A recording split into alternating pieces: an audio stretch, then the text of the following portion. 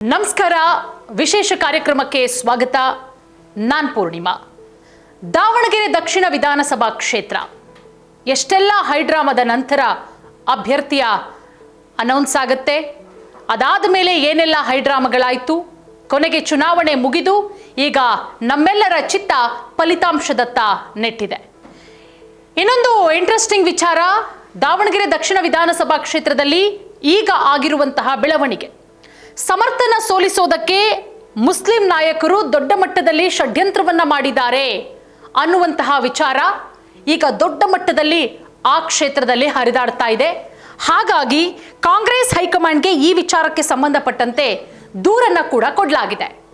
ಯಾರು ಹಾಗಾದ್ರೆ ಆ ಮುಸ್ಲಿಂ ಮುಖಂಡರುಗಳು, ಯಾರ ವಿರುದ್ಧ ಯಾರು ದೂರು ಕೊಟ್ಟಿದ್ದಾರೆ, ಏನಂತ ದೂರು ಕೊಟ್ಟಿದ್ದಾರೆ, ಯಾವ ರೀತಿ ಷಡ್ಯಂತ್ರವನ್ನ ಮಾಡಲಾಗಿದೆ, ಈ ಷಡ್ಯಂತ್ರ ಎಲ್ಲವೂ ಕೂಡ ವರ್ಕೌಟ್ ಆಗುತ್ತಾ, ವರ್ಕೌಟ್ ಆಗಿದ್ಯಾ ಇಲ್ವಾ ಅನ್ನೋದು ರಿಸಲ್ಟ್ ದಿನ ಗೊತ್ತಾಗತ್ತೆ, ಮೇ 4ರಂದು ಗೊತ್ತಾಗತ್ತೆ. ಬಟ್ ಅಲ್ಲಿ ಬರುವಂತಹ ಬಲ್ಲ ಮೂಲಗಳ ಮಾಹಿತಿಯ ಪ್ರಕಾರ ದೊಡ್ಡ ಮಟ್ಟದಲ್ಲಿ ಮುಸ್ಲಿಮರು ಕಾಂಗ್ರೆಸ್ ಪಕ್ಷದ ವಿರುದ್ಧ ತಿರುಗಿ ಬಿದ್ದಿರುವುದಂತೂ ನಿಜ ಅನ್ನುವಂತಹ ವಿಚಾರ ಬಹಳ ಸ್ಪಷ್ಟವಾಗಿ ಗೊತ್ತಾಗ್ತಾ ಇದೆ. ನೋಡಿ, ದಾವಣಗೆರೆ ದಕ್ಷಿಣ ಕ್ಷೇತ್ರದ ಉಪಚುನಾವಣೆಯ ಮುಗಿದ ಬೆನ್ನಲ್ಲೇ ಈಗ ಮುಸ್ಲಿಂ ಸಮುದಾಯದ ಮುಖಂಡರುಗಳ ಒಳಜಗಳ ತಾರಕಕ್ಕೇರಿದೆ. ಅದು ಚುನಾವಣೆಗೂ ಮುಂಚೆನೇ ಇತ್ತು ಒಳಜಗಳ, ಎಷ್ಟರ ಮಟ್ಟಿಗೆ ಅನ್ನೋದು ಗೊತ್ತಿತ್ತು. ಜಮೀರ್ ಅವರು ಬರಲ್ಲ ಅಂದ್ರು, ಕೊನೆಗೆ ಬಂದ್ರು. ಜಮೀರ್ ಅವರು ಏನ್ ಮಾಡ್ತಾರೆ, ಬಂದ ಪುಟ್ಟ ಹೋದ ಪುಟ್ಟ ಅನ್ನೋ ರೀತಿಯಲ್ಲಿ ಬಂದು ಹೋಗ್ತಾರೆ. ಈಗ ಚುನಾವಣೆ ಮುಗಿದ ಬಳಿಕ ಆ ಒಳಜಗಳ ಮತ್ತಷ್ಟು ತಾರಕಕ್ಕೇರ್ತಾ ಇದೆ. ಕಾಂಗ್ರೆಸ್ ಅಭ್ಯರ್ಥಿಯನ್ನ ಸೋಲಿಸೋದಕ್ಕೆ ಷಡ್ಯಂತ್ರವನ್ನ ಮಾಡಲಾಗಿದೆ. ಈಗ 3 ಪ್ರಭಾವಿ ಮುಸ್ಲಿಂ ನಾಯಕರ ವಿರುದ್ಧ ಪಕ್ಷದ ಹೈಕಮಾಂಡ್ಗೆ ದೂರನ್ನ ಸಲ್ಲಿಕೆ ಮಾಡಲಾಗಿರೋದು. ಹಾಗಾದ್ರೆ 3 ಪ್ರಭಾವಿ ನಾಯಕರು ಯಾರು, ಯಾರ ವಿರುದ್ಧ ದೂರನ್ನ ಕೊಡಲಾಗಿದೆ ಕಾಂಗ್ರೆಸ್ ಹೈಕಮಾಂಡ್ಗೆ ಅನ್ನೋದನ್ನ ನೋಡ್ತಾ ಹೋಗೋಣ. ವಸತಿ ಸಚಿವರಾದಂತಹ ಜಮೀರ್ ಅಹಮದ್ ಖಾನ್ ಅವರು, ಮುಖ್ಯಮಂತ್ರಿ ರಾಜಕೀಯ ಕಾರ್ಯದರ್ಶಿಯಾದಂತಹ ನಸೀರ್ ಅಹಮದ್, ವಿಧಾನ ಪರಿಷತ್ ಸದಸ್ಯರಾದಂತಹ ಅಬ್ದುಲ್ ಜಬ್ಬಾರ್ ಅವರು, ಪಕ್ಷ ಆಯ್ಕೆ ಮಾಡಿದ್ದ ಅಧಿಕೃತ ಅಭ್ಯರ್ಥಿ ಸಮರ್ಥ ಶಾಮನೂರು ಅವರನ್ನ ಸೋಲಿಸೋದಕ್ಕೆ ಸಾಕಷ್ಟು ರಣತಂತ್ರಗಳನ್ನ ಹೆಣೆದ್ರು. ಹಾಗಾಗಿ ಮುಸ್ಲಿಂ ಸಮುದಾಯಕ್ಕೆ ಟಿಕೆಟ್ ನೀಡಲಿಲ್ಲ ಅನ್ನುವಂತಹ ಕಾರಣಕ್ಕೆ ಇವರು ಸಮರ್ಥನ ಸೋಲಿಸೋದಕ್ಕೆ ಸಾಕಷ್ಟು ರಣತಂತ್ರಗಳನ್ನ ಹೆಣೆದಿದ್ದಾರೆ, ಷಡ್ಯಂತ್ರಗಳನ್ನ ಮಾಡಿದ್ದಾರೆ. ಅವರ ವಿರುದ್ಧ ಕ್ರಮ ಕೈಗೊಳ್ಳಬೇಕು, ಪಕ್ಷ ವಿರೋಧಿ ಚಟುವಟಿಕೆಗಳನ್ನ ಮಾಡಿದ್ದಾರೆ ಈ 3 ಕೂಡ. ಜಮೀರ್ ಅಹಮದ್ ಖಾನ್ ಅವರು, ಮುಖ್ಯಮಂತ್ರಿ ರಾಜಕೀಯ ಕಾರ್ಯದರ್ಶಿಯಾದಂತಹ ನಸೀರ್ ಅಹಮದ್ ಅವರು, ವಿಧಾನ ಪರಿಷತ್ ಸದಸ್ಯರಾದಂತಹ ಅಬ್ದುಲ್ ಜಬ್ಬಾರ್, ಇವರು 3 ವಿರುದ್ಧ ಕಠಿಣವಾದಂತಹ ಕ್ರಮ ತೆಗೆದುಕೊಳ್ಬೇಕು ಅಂತ ಹೇಳಿ ದೂರನ್ನ ಕೊಡಲಾಗಿದೆ ಅಂತ ಹೇಳಿ ಈಗ ನಮಗೆ ಪಕ್ಷದ ಮೂಲಗಳಿಂದ ಮಾಹಿತಿ ಕೂಡ ಸಿಕ್ಕಿದೆ. ನೋಡಿ, ದಾವಣಗೆರೆ ದಕ್ಷಿಣ ವಿಧಾನಸಭಾ ಕ್ಷೇತ್ರ, ಅಲ್ಲಿ 75,000ಕ್ಕೂ ಹೆಚ್ಚು ಮುಸ್ಲಿಂ ಮತದಾರರಿದ್ದಾರೆ. ಅಲ್ಲಿ ಯಾವುದೇ ಪಕ್ಷ ಗೆಲ್ಲಬೇಕು ಅಂತ ಹೇಳಿದ್ರೆ ಮುಸ್ಲಿಂ ಮತಗಳು ಬಹಳಷ್ಟು ನಿರ್ಣಾಯಕವಾಗುತ್ತೆ. ಬಹುತೇಕ ಕಾಂಗ್ರೆಸ್ಗೆ ಮುಸ್ಲಿಂ ಮತಗಳು ಹೋಗ್ತಾ ಇದ್ದಿದ್ದು ಇಷ್ಟು ವರ್ಷಗಳ ಕಾಲ. 4 ಬಾರಿ ಶಾಮನೂರು ಶಿವಶಂಕರಪ್ಪ ಅವರು ಅಲ್ಲಿ ಕ್ಷೇತ್ರ ವಿಭಜನೆಯಾದ ನಂತರ 4 ಬಾರಿ ಶಾಮನೂರು ಶಿವಶಂಕರಪ್ಪ ಅವರೇ MLA ಆದಂತಹ ಕ್ಷೇತ್ರ ಅದು.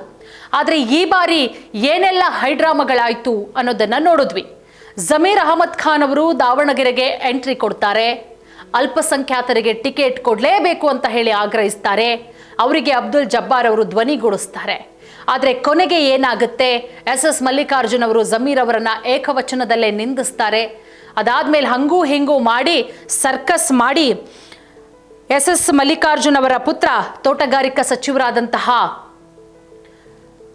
SS ಮಲ್ಲಿಕಾರ್ಜುನ್ ಅವರ ಪುತ್ರ ಸಮರ್ಥ್ ಅವರಿಗೆ ಟಿಕೆಟ್ ಕೊಡುವಲ್ಲಿ ಸಫಲರೂ ಕೂಡ ಆಗ್ತಾರೆ. ಆದರೆ ಇದೆಲ್ಲವೂ ಕೂಡ ಮುಸ್ಲಿಂ ಮುಖಂಡರುಗಳ, ಮುಸ್ಲಿಂ ಮತದಾರರ ಕಣ್ಣು ಕೆಂಪಾಗುವಂತೆ ಮಾಡುತ್ತೆ. ಅಲ್ಲಿ ಮುಸ್ಲಿಂ ಮತದಾರರು ಶಪಥ ಮಾಡ್ತಾರೆ, ಈ ಬಾರಿ ಯಾವುದೇ ಕಾರಣಕ್ಕೂ ಕೂಡ ನಾವು ಕಾಂಗ್ರೆಸ್ಗೆ ವೋಟ್ ಹಾಕಬಾರ್ದು, ಕಾಂಗ್ರೆಸ್ಗೆ ತಕ್ಕನಾದಂತಹ ಬುದ್ಧಿಯನ್ನು ಕಲಿಸಬೇಕು. ಈ ಬಾರಿ ನಾವು ಬುದ್ಧಿ ಕಲಿಸಿದ್ರೆ ಮುಂದೆಂದೂ ಕೂಡ ಅಲ್ಪಸಂಖ್ಯಾತರಿಗೆ, ಮುಸ್ಲಿಮರಿಗೆ ಈ ರೀತಿಯ ದ್ರೋಹವನ್ನ ಕಾಂಗ್ರೆಸ್ ಮಾಡಲ್ಲ ಅಂತ ಹೇಳಿ.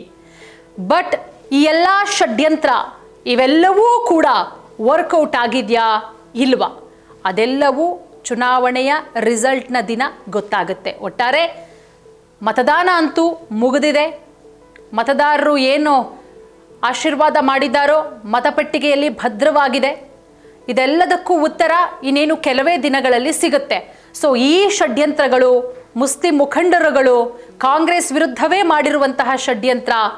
ಅಲ್ಲಿ ಜಮೀರ್ ಅಹಮದ್ ಖಾನ್ ಅವರ ಹೆಸರು ಬಹಳಷ್ಟು ಜೋರಾಗಿ ಕೇಳಿಬರ್ತಾ ಇದೆ. ಒಂದಷ್ಟು ದೂರುಗಳು ಕೂಡ ಹೋಗಿದೆ Congress high command. So Congress high command ಇವರ ವಿರುದ್ಧ ಯಾವಾಗ ಕ್ರಮ ತೆಗೆದುಕೊಳ್ಳುತ್ತೆ? ಇದು ನಿಜವೇ ಆಗಿದ್ದರೆ ರಿಸಲ್ಟ್ನ ನಂತರವೇ ಕ್ರಮ ತೆಗೆದುಕೊಳ್ಳುತ್ತಾ, ಅಥವಾ ಈಗಲೇ ಅವ್ರಿಗೇನಾದರೂ ಇಲ್ಲ ಇದೆಲ್ಲದಕ್ಕೂ ಕೂಡ ಉತ್ತರ ಕೊಡಿ ಅಂತ ಹೇಳಿ ನೋಟಿಸ್ ಕೊಡುವಂತಹ ಸಾಧ್ಯತೆಗಳಿದೆಯಾ? ಸೊ ನೋಡೋಣ ಏನಾಗಬಹುದು. ಒಟ್ಟಾರೆ ಇಷ್ಟಂತೂ ಬೆಳವಣಿಗೆ ಆಗಿದೆ. ಸಾಕಷ್ಟು ಚರ್ಚೆಗಳಂತೂ ನಡೀತಾ ಇದೆ. ಮುಸ್ಲಿಂ ಮುಖಂಡರುಗಳೇ ಷಡ್ಯಂತ್ರ ಮಾಡಿಬಿಟ್ರು ಸಮರ್ಥ್ ಅವರನ್ನು ಸೋಲಿಸೋದಕ್ಕೆ ಅಂತ ಹೇಳಿ. ಬಟ್ ಅಲ್ಟಿಮೇಟ್ ಜನ ಏನು ಆಶೀರ್ವಾದ ಮಾಡಿದ್ದಾರೆ ಅದು ಗೊತ್ತಾಗಬೇಕು ಅಂದರೆ ರಿಸಲ್ಟ್ ಬರೋವರೆಗೂ ನಾವು ನೀವೆಲ್ಲರೂ ಕೂಡ ಕಾಯಲೇಬೇಕಾಗತ್ತೆ. ಧನ್ಯವಾದ.